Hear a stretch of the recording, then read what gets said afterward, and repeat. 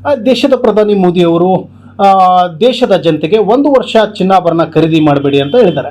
ಆದರೆ ಚಿನ್ನದ ವಹಿವಾಟು ಮಾಡುವ ವ್ಯಾಪಾರಿಗಳ ಪರಿಸ್ಥಿತಿ ಏನಿದೆ, ಮೊದಲಿನಂತೆ ಗ್ರಾಹಕರು ಬರ್ತಾ ಇದ್ದಾರಾ ಇಲ್ವಾ ಅನ್ನುವಂಥದ್ದನ್ನು ನಾನು ಮಾತನಾಡಿಸೋದಕ್ಕೆ ಇವತ್ತು ಬಸವ ಜ್ಯುವೆಲ್ಲರ್ ಶಾಪ್ಗೆ ಬಂದಿದ್ದೀನಿ. ಸರಿ, ಸುಮಾರು 3 ಬ್ರಾಂಚ್ಗಳಿದ್ದಾವೆ. ಇನ್ನಷ್ಟು ಎಕ್ಸ್ಪಾಂಡ್ ಮಾಡುವಂಥ ಯೋಚನೆ ಅವರಲ್ಲಿತ್ತು. ಆದರೆ ಸದ್ಯದ ವಾಸ್ತವ ಪರಿಸ್ಥಿತಿಯಲ್ಲಿ ಮಾರುಕಟ್ಟೆಯ ಸ್ಥಿತಿ ಆಗಿದೆ ಮತ್ತು ದೇಶದ ಪ್ರಧಾನಿ ಈ ಒಂದು ಕರೆ ಕೊಟ್ಟ ಮೇಲೆ ಯಾವ ರೀತಿ ಅವರ ಒಂದು ಸ್ಥಿತಿ ಇದೆ ಅನ್ನುವಂಥದ್ದನ್ನು ನಾನು ಮಾತನಾಡಿಸ್ತಾ ಇದ್ದೀನಿ. ನನ್ನ ಜೊತೆಗೆ ಅಪ್ಪಾಸಾಬ್ ಅವರು ಇದ್ದಾರೆ, ಅವ್ರನ್ನ ಮಾತನಾಡಿಸ್ತೇನೆ. ಸರ್, ಈಗ ದೇಶದ ಪ್ರಧಾನಿಯವರೇ 1 ವರ್ಷ ಚಿನ್ನಾಭರಣ ಖರೀದಿ ಮಾಡಬೇಡಿ ಅಂತ ಹೇಳಿದ್ದಾರೆ. ನೀವು ಒಬ್ಬರು ಈಗ ವ್ಯಾಪಾರಸ್ಥರಾಗಿ ಈ ಒಂದು 3 ಬ್ರಾಂಚ್ಗಳನ್ನು ಹೊಂದಿ ಏನು ಹೇಳಕ್ಕೆ ಇಷ್ಟಪಡ್ತೀರಿ? ನಾವು ಇವತ್ತು ಪ್ರಧಾನಮಂತ್ರಿ ಅವರು ಒಂದು ಡಿಸಿಷನ್ ತೊಗೊಂಡು ಒಂದರ ಲೆಕ್ಕಕ್ಕೆ ನೋಡಬೇಕಾದ್ರೆ, ಆರ್ಥಿಕವಾಗಿ ನೋಡಬೇಕಾದ್ರೆ ಕರೆಕ್ಟ್ ಐತಿ. ಅವ್ರಿಗೆ ನಾವು ತಪ್ಪಲ್ಲಾಕ್ ಬರಂಗಿಲ್ಲ. ಇವತ್ತಿನ ನಾವು ಗ್ರಾಹಕ ಆಗಲಿ, ನಾವು ಇಷ್ಟು ದೊಡ್ಡ ಶೋರೂಮ್ಸ್ಗಳು ಮಾಡ್ಕೊಂಡು ಕೂತಿದ್ದೀವಿ. ನಮ್ಮಲ್ಲಿ ಇಷ್ಟು ಸ್ಟಾಫ್ಸ್, ಲೇಬರ್ಸ್ ಅದಾರು, ಇಷ್ಟು ಕಾರ್ಮಿಕರು, ಎಲ್ಲರಿಗೆ ನಾವು ಒಂದು ಕೆಲಸ ಕೊಡ್ತೀವಿ. ಇವತ್ತು ನಮ್ಮ ಕಾರ್ಮಿಕರು ನಮ್ಮಲ್ಲಿ ಎಲ್ಲ ಕೂಡ ಒಂದು 150 ಜನ ನಮ್ಮಲ್ಲಿ ಕೆಲಸ ಮಾಡ್ತಾರೋ. ಮಾಡೋದ್ನಾಗ ನಮ್ಗೆ ಅವ್ರದ್ದು ಪೇಮೆಂಟ್ಸ್ ಕೊಡಬೇಕು ಟೈಮ್ ಮೇಲೆ. ಬಾಕಿ ಎಲ್ಲ ಖರ್ಚುಗಳದಾವ, ಯಾವುದು ಖರ್ಚು ನಿಂದ್ರಾತಿಲ್ಲ. ಇವತ್ತು ನಾವು ಮೋದಿ ಅವರು ಒಂದು ಸಂದೇಶ ಕೊಡೋದಾಗೆ ನಮ್ಮ ಜನರಲ್ಲಿ ಒಂದು ವಿಚಾರಗಳ ಚೇಂಜಸ್ ಅದು ಎಲ್ಲರಲ್ಲಿ. ಕಾರಣ ಮೋದಿ ಅವರ ರೇಟ್ ಕಮ್ಮಿ ಮಾಡ್ತಾರೋ ಅಥವಾ ಒಂದು ಎಲ್ಲರ ಮನಸ್ಸಿನಲ್ಲಿ ಭಾವನೆ ಬಂದು ಇವತ್ತು ನಮ್ಮ ಬಂಗಾರ ಲೈನ್ಗೊಂದು ಹೊಡೆದು ಕೂತೈತೆ ಅಂತ ಕೇಳ್ಕೊತಾ ಇದ್ದೀನಿ. ಒಂದು ಎರಡನೇದು, ಮೋದಿ ಅವರು ಅವ್ರ ಜನೆಗೆ ಅವ್ರು ಕರೆಕ್ಟ್ ಇದಾರು. ಬಟ್ ನಮ್ಮ ಜನೆಗೆ ನಮ್ಮ ಈ ಪರಿಸ್ಥಿತಿ ಒಂದು ವಿಚಾರ ಮಾಡಬೇಕು. ಮೋದಿ ಅವ್ರನ್ನ ಕೇಳ್ಕೊತಾ ಇದ್ದೀನಿ. ಅದ್ರ ಸಲಿಗೆ ಆರ್ಥಿಕ ಇದ್ರ ಸಲಿಗೆ ಇವತ್ತು ಮೋದಿ ಅವರು ವಿದೇಶಿ ಮೇಲೆ ಇಂಪೋರ್ಟ್ ಡ್ಯೂಟಿ ಅಂತ ಹೆಚ್ಚು ಮಾಡ್ರು. ಅದಕ್ಕೆ ನಮ್ದು ಏನೂ ತೊಂದರೆ ಇಲ್ಲ. ನಾವು ಇದು ಕೇಳೋ ಕಾರಣ ಅಂದ್ರಪ್ಪ ನಮ್ಗೆ ಅನಿಸ್ತೈತಿ ಸ್ಮಗ್ಲಿಂಗ್ ಬರೋ ಕಾಲನಾಗ ಹೆಚ್ಚಾಗೋ ಚಾನ್ಸಸ್ ಅನಿಸ್ತೈತಿ.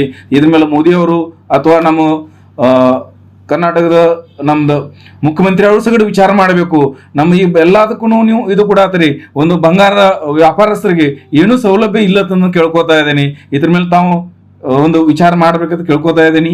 ಮತ್ತು ಜನಸಾಮಾನ್ಯನು ಬಂಗಾರ ಅಂತ ರೇಟ್ ಇವತ್ತು ಇಷ್ಟು ಹೆಚ್ಚಾಗೈತಿ. ಒಂದು ಮಕ್ಕಳ ಮದುವೆಗಾಗಲಿ ವಿಷಯ ಭಾಳ ದೊಡ್ಡ ಸಮಸ್ಯೆ ಬರ್ಲಾತೇವು. ನಾವು ಈ ಗ್ರೌಂಡ್ ಲೆವೆಲ್ ನಾವು ನೋಡಾತಾ ಇದೀವಿ. ಪ್ರತಿ ಜಿಲ್ಲಾ ಲೆವೆಲ್ ಆಗಲಿ ತೊಂದರೆ ಇಲ್ಲ, ಸ್ಮಾರ್ಟ್ ಸಿಟಿದಾಗ ತೊಂದರೆ ಇಲ್ಲ.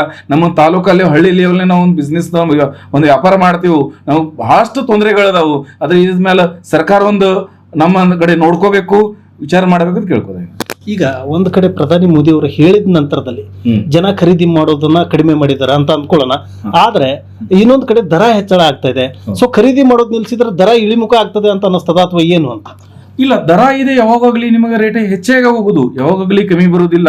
ಯಾವುದೋ ಒಂದು ಕಮ್ಮಿ ಆಗ್ತೇನೆ ಅಂದ್ರೆ ಸ್ವಲ್ಪ ದಿವಸದಲ್ಲಿ ಕಮ್ಮಿ ಆಗ್ತೈತಿ. ಈಗ 2025 2026ದಲ್ಲಿ ನೀವು ರೇಟ್ ನೋಡ್ರಿ ಎಲ್ಲಿಗೆ ಹೋಗೈತಿ. ಬಟ್ ರಿವರ್ಸ್ ತಳಗಡೆ ಬರೋಣ ಮಾರ್ಕೆಟ್ ಏನಾಯ್ತು ಅಂದ್ರೆ ಒಂದು 10% ಮಾತ್ರ ತಳಗ್ ಗೊತ್ತು. ಕರೆ ಪ್ಲಸ್ ಆದದು ಹೆಚ್ಚಾದಂದ್ರೆ 45-50 ಹೆಚ್ಚಾಗೈತಿ.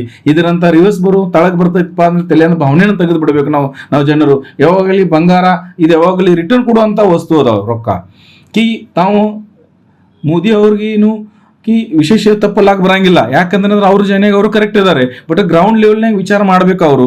ನಮ್ಮ ವ್ಯಾಪಾರಸ್ಥರ ಜೊತೆನು ಒಂದು ಡಿಸ್ಕಷನ್ ಆಗಿ, ಒಂದು ಅಸೋಸಿಯೇಷನ್ ಜೊತೆ ಡಿಸ್ಕಷನ್ ಆಗಿ ಇದ್ರ ಮೇಲೆ ಅವ್ರ ನಿರ್ಣಯ ತಗೋಬೇಕಂತ ಕೇಳ್ಕೊತಾ ಇದ್ದೀನಿ. ಸೊ ಇದಿಷ್ಟು ಇಲ್ಲಿನ ಮಾಲೀಕರು ಹೇಳ್ತಾ ಇರುವಂಥದ್ದು ಏನಂತಂದ್ರೆ, ಪ್ರಧಾನಿ ಮೋದಿ ಅವರು ಮೊದಲು ಚಿನ್ನದ ವ್ಯಾಪಾರಿಗಳ ಜೊತೆಗೆ ಮಾತನಾಡಬೇಕಾಗಿತ್ತು. ಚಿನ್ನದ ವ್ಯಾಪಾರಿಗಳ ಅವರ ಏನು ಸಂಕಷ್ಟಗಳಿದಾವೆ ಅನ್ನೋದಂಥದ್ದನ್ನ ಕೇಳಬೇಕಾಗಿತ್ತು. ಜೊತೆಗೆ ಸಡನ್ ಆಗಿ ಎಲ್ಲೂ ಕೂಡ ಒಂದು ಬಂಗಾರದ ದರ ಈಗ ಸದ್ಯಕ್ಕೆ ಇಳಿಮುಖ ಆಗೋದಿಲ್ಲ. ಕಳೆದ 5-6 ವರ್ಷಗಳಿಂದ ಏರಿಕೆ ಆಗ್ತಾ ಹೋಗ್ತಾ ಇದೆ. 1 ವರ್ಷ ಗ್ರಾಹಕರು ಪರ್ಚೇಸ್ ಮಾಡೋದನ್ನ ಬಿಟ್ಟರೆ ಯಾವುದೇ ರೀತಿ ತೊಂದರೆ ಆಗೋದಿಲ್ಲ ಅನ್ನುವಂಥ ಮಾತನ್ನ ಅವ್ರು ಹೇಳ್ತಾ ಇರುವಂಥದ್ದು. Deepak Shinde, guarantee news, Vijayapura.